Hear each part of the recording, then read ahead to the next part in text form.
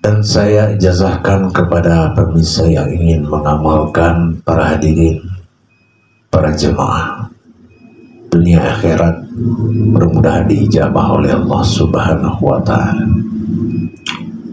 Para jemaah dan para hadirin sekalian, dalam ucapan mengingat itu bukanlah potensi sembarangan daripada mengingat. Dalam kalam hidayah atau ilmu, mengingat ini disebut dengan azik atau ingat.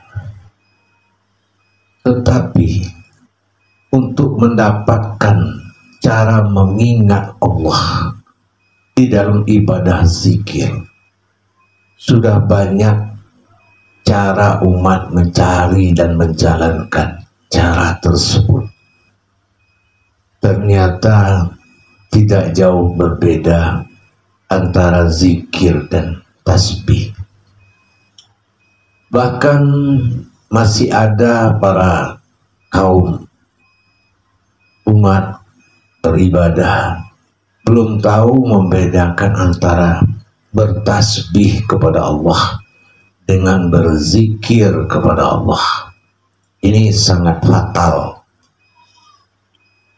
Bertasbih pegangan daripada kalam, suara bersifat alam, dan berzikir pegangan hati bersifat batin.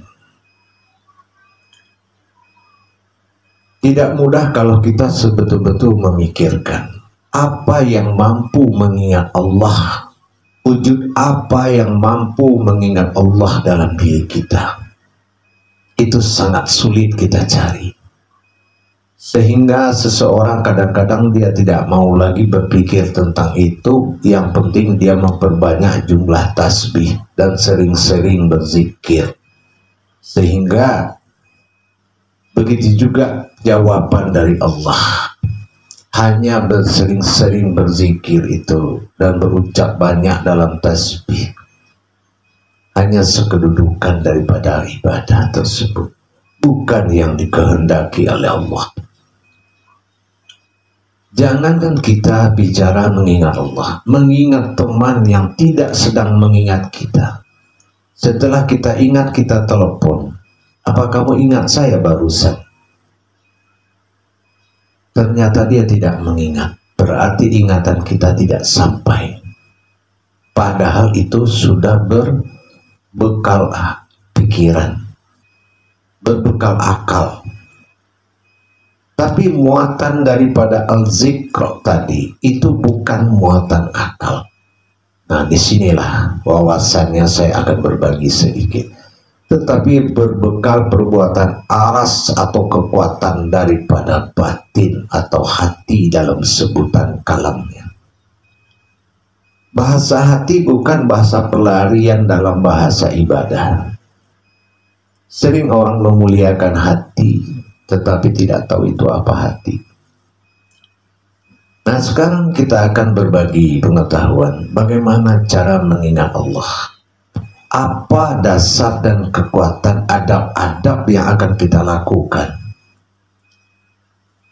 Disinilah kita harus paham para jemaah. Hadits qudsi telah mengatakan bahwasanya tidak ada yang mampu memanggilku melainkan diriku sendiri. Dan tidak ada yang mampu mengingatku melainkan diriku sendiri. Dalam arti apa? Kemampuan Allah yang ada pada diri kita, itu yang dikatakan diriku sendiri. Karena Allah bukan sebatang diri dan sebuah diri, yang mana sebuah diri itu ada hidup ada mati. Diri yang dimaksud oleh Allah adalah pada sifatnya yang ada pada diri kita. Pengenalan jalan yang paling bertauhid, bertingkat, itu akan menaikkan derajat dasar terbukanya sebuah ma'rifat kepada Allah. Kalau perjalanan ma'rifatmu dan makom kajimu rendah atau belum memenuhi syarat, maka tidak ada yang mampu mengantarkan ingatan tadi kepada Allah. Rasulullah Shallallahu Alaihi Wasallam mengatakan, Man ta'zarikullahu wa zikrullahi. Ingatlah Allah dan ingatlah diri. Kalau kita ingin mengingat Allah, kata Rasulullah, ada beberapa hal dalam adab munajat secara hukum tauhid dan tasawuf. Yaitu pertama, ainul zikri wa ainul fi'alal fikri. Janganlah kamu berpikir dalam berzikir, tapi berpikirlah sebelum berzikir. Apa yang kita pikirkan? Pertama, dawamu zikri, kata Rasulullah, wa ada dawamu nisan. Artinya apa? Maknanya, ingatlah Allah dan berzikirlah, dawamu nisan, dan lupakanlah yang lain. Tidak mudah para hadirin untuk melupakan yang lain dan mengingat Allah.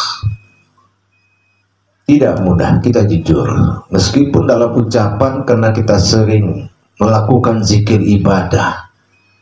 Zikrullah ada dua makom. Pertama, mengingat Allah secara langsung, tauhid, syahadah. Secara syahadah.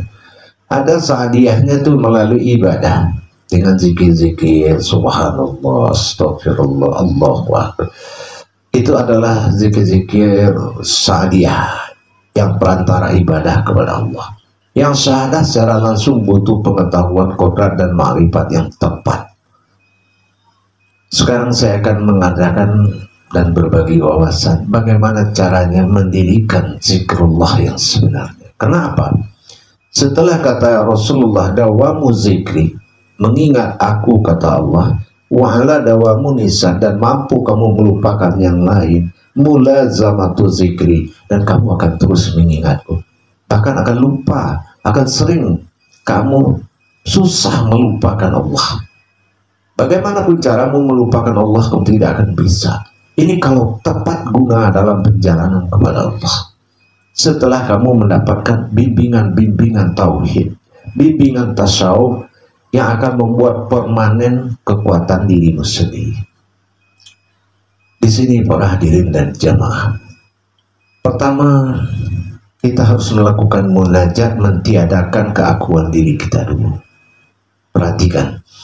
Pertama, kita hilang keakuan kita dengan mengeluarkan munajatullah kepada Allah. Pertama kita baca, la ilaha illallah, tiada Tuhan selain Allah. Termasuk dalam kalimat lam alif aha itu tidak ada kalimat umat, mim atau sad atau dal atau apapun di situ. Berarti sudah benar kita mengatakan la ilaha illallah. Yang kedua, la maujudun illallah. Meskipun kita melihat wujud kita, tapi bukanlah wujud kita, melainkan pemberian wujudnya Allah. Yang ketiga, kita membaca wala tafarakullah bismillah. Sesungguhnya kita adalah orang yang bertafakur kepada Allah. Kita lihat tidak ada yang menantang di diri kita kepada Allah. Wala tafarakullah bismillah. Dalam hal itu kita langsung menurunkan kodrat pertama dalam napas kita, yaitu ruh. Ruh ini masuk tenggelam kepada nur kita. Dengan pelan-pelan kita menarik napas dengan kata hu melalui hidung. Kita pelan-pelan melalui hidung dengan mengucapkan hu dalam niat hati. Kita menyaksikan dan berniat dan melihatkan, menghajatkan ruh itu lenyap kepada nur asalnya, nur lenyap kepada zat asalnya, zat itu lenyap kepada batin asalnya. Di dalam batin itu ada rahasia sir Allah yang hampa. Dalam batin itulah, dengan ketiadaan lagi, dengan kekosongan diri, kosong itu dalam Al-Quran tanda nol itu dinamakan mati. Artinya tidak ada sebutan apapun di situ. Di dalam kekosongan tadi kita mengharapkan satu titik datang tanpa dikendalikan oleh napas, tapi kita tetap mempertahankan dalam zikir yang kita inginkan. Apa kalam yang kita inginkan? Yaitu kalam-kalam syahadah, zikir zikir Allah, Allah, Allah. Ikuti gerak jantung. Tidak boleh memakai kalimat mulut maupun kata hati, tapi ikuti detak jantung kita dengan kata Allah. Ikuti ketenggelaman dari yang saya sampaikan tadi. Ruh tenggelam kepada nur, nur tenggelam kepada zat, zat tenggelam kepada sir, sir tenggelam dalam batin. Terjadilah hubungan batin antara Allah, wujud yang tidak boleh diumpamakan, tapi ada harapan cinta dan sayang serta mahabbah, kerinduan yang mengharapkan kehadirannya.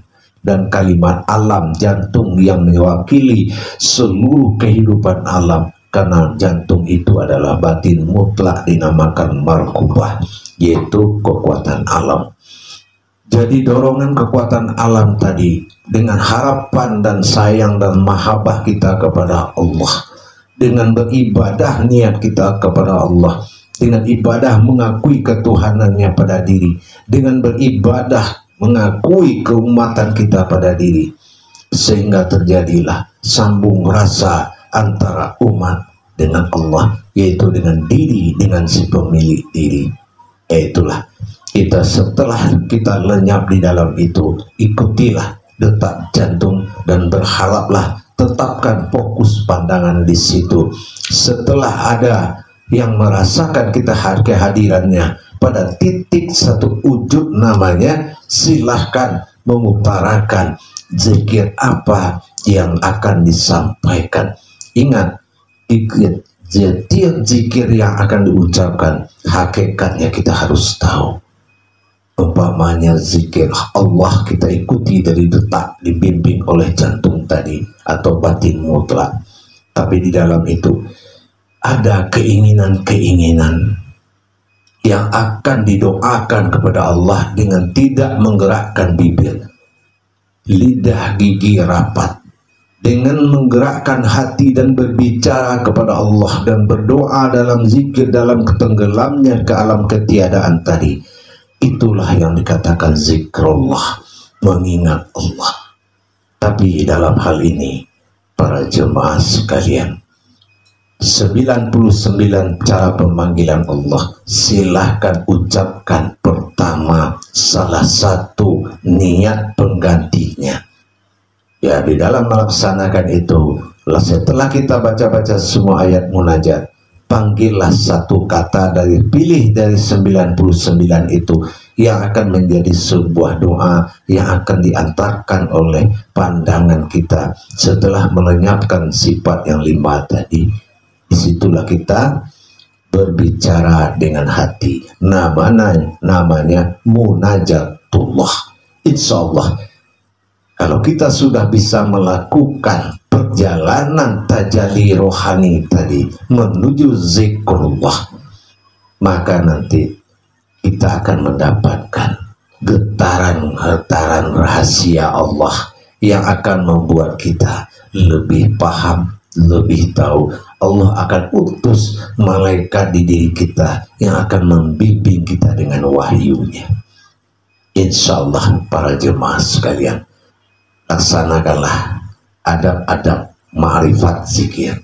Jadi bedakanlah mana yang mengingat. Karena kalau semua kodrat yang dijadikan Allah, Asma'ul Husna hanya sebagai judul daripada permintaan doa, menggantikan bahasa mulut.